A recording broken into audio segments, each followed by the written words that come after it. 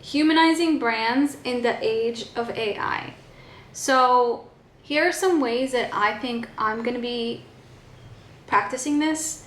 So I have started taking more instant photography. So I've always been big into instant photography.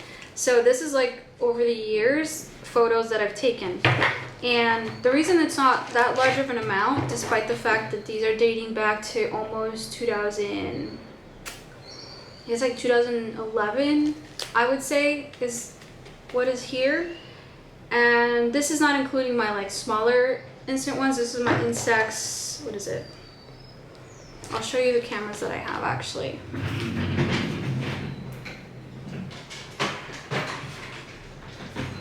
So I had this one for the longest time. So the majority of these photos were taken with the 210. This one, got no face back there. And so the conductors on the battery ports kind of went rusty.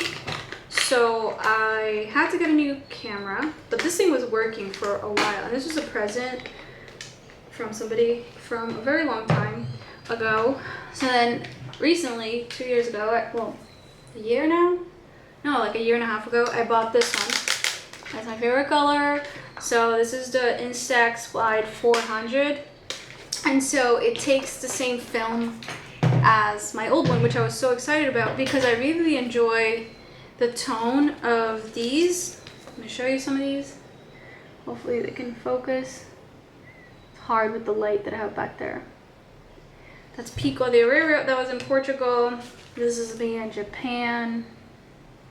Maybe I'll take screenshots and post them on the side, but this is me with Totoro. So I like the style of this photography. This is me in Japan again. Yeah. So I want to take more of these and then somehow incorporate them into my work.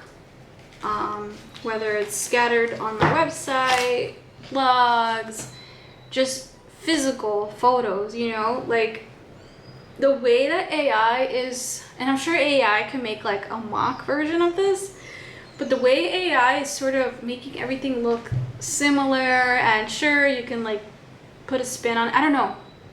Everything looks so polished. I feel like I personally want to revert back to like doodling, hand-drawn things. I saw Hermes. Is it Hermes? I'm not like a brand, like a designer person, but how do you pronounce Hermes?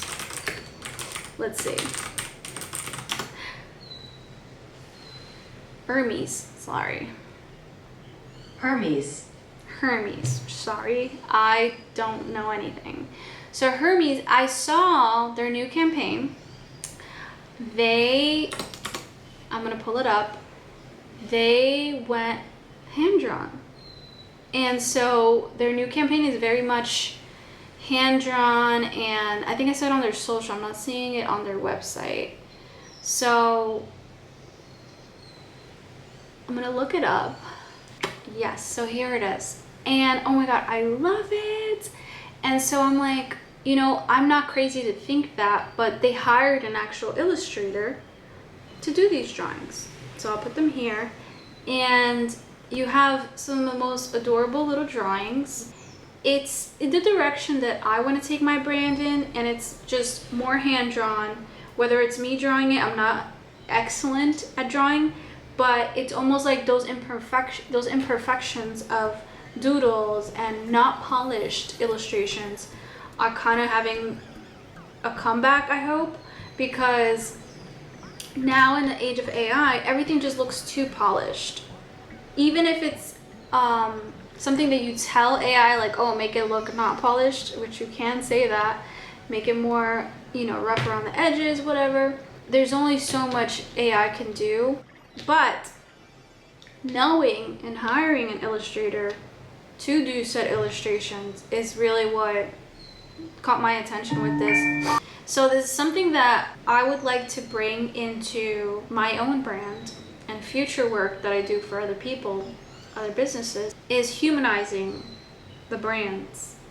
not touching AI like my primary tool, which a lot of people are doing because it's fast, it's easy, it creates more room for more projects, I'm sure, because production time is shrunk. But that's not the kind of work I want to do. Not as my primary thing. I love creating. So it's like AI is removing that part of production, the creation part. So you just go from thinking straight to it's done. So that part where, you know, artists, designers, thinkers, creators are actively working, actively shaping something, it's gone. I think, so there's a pros and cons, right? Pros are people who can't draw very well, like myself, can just tell ChatGPT to make something. So you're giving a tool to somebody who might not have the expertise or skill to skip that gap of actually creating. They just have to think about what they want to create, and it's made. They don't have to pay someone to do it. So the cons of that, on the opposite side of that, is you're taking jobs away from people who are actual people, humans. So I used to play a game called Stellaris, and it's sad that this is what it makes me think about. So in Stellaris, you are controlling a population. I know it's super nerdy, but you're controlling a population. You can set the type of government you are, whether that's, they had different types. It was just not Democratic or Republican. It wasn't like that. It was more like, do you lean more towards spirituality? Do you lean more towards, are you science-led? Are you philosophy-led? Like, there's different ways you could change, like, the way your government worked. And it was very specific. Yes, it was dropped down and, you know, programming it.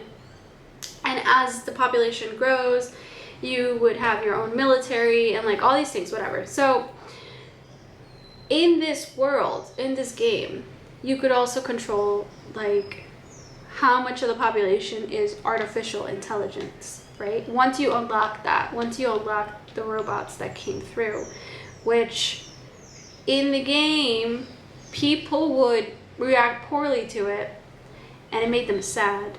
It made them upset. So the population, you could see like their happiness, like productivity, etc., etc. So it affected them negatively, and that's because, one, you're removing jobs. So there were less people, there was more poverty. So then the population, there would be more poverty because the AI people, the robots were taking their jobs. But then on my end, so as I'm managing it, you could see how much it would cost for the robot to be maintained versus paying an employee and all these little things. So now I have this knowledge from this random game that I played for hours, like way too many hours. And so this was years ago. This was like I played this game when I was living in Seattle, so 2016, 2017. Now, fast forward, and it's happening. It's happening. So it's like AI is very, very powerful. It's useful. It can give you so many things, answers, and like that. But I think we need to be careful, especially when it comes to the arts, design, thinking, creating. Like, yes, it can create things. Yes, it can do it fast. But we're not even talking about how much water it's consuming apparently to keep these things cooled and running and all this stuff. But from a societal standpoint, think about how, I don't know how else to say this, but how dumb it's gonna make people. You're not thinking critically anymore. You're not exercising skills. You're not trying to learn anything. You're just going to AI, whichever one you might use, and asking them. Whereas before, you might think about it a little longer before you even ask anyone or anything what the answer is. So yes, it can create a very knowledgeable person, because if you're asking it things all the time, you're learning, whatever. But when it comes to like problem solving and creating, that's where I'm thinking it's gonna be like, it's gonna hinder the population over time. You might not see it now. Right now it's like, yes, I could do this, I could do that, I could do that. But over time, you're gonna see the effects in society. So humanizing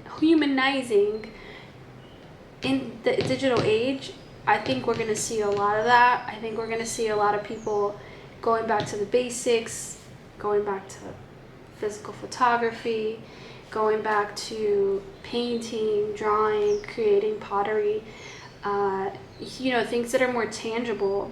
And I think that's beautiful. I think it's great, and I think we should do that.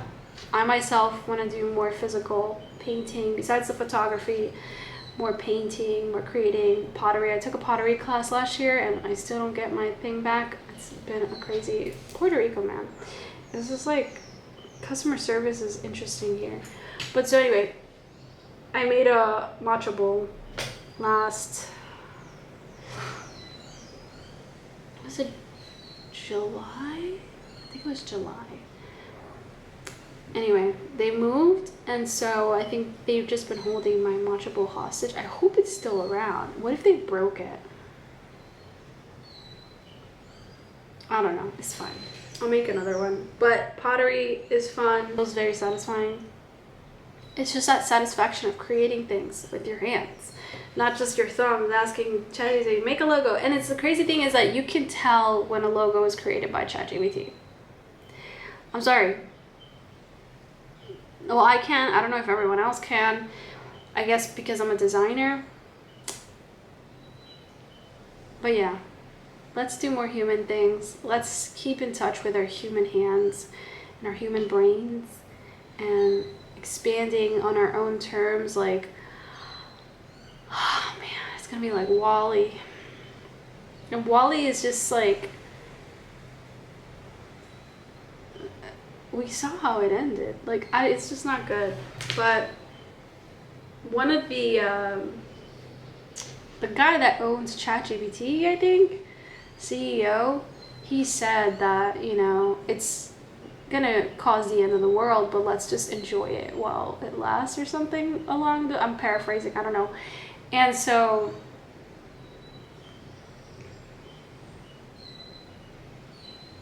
yeah,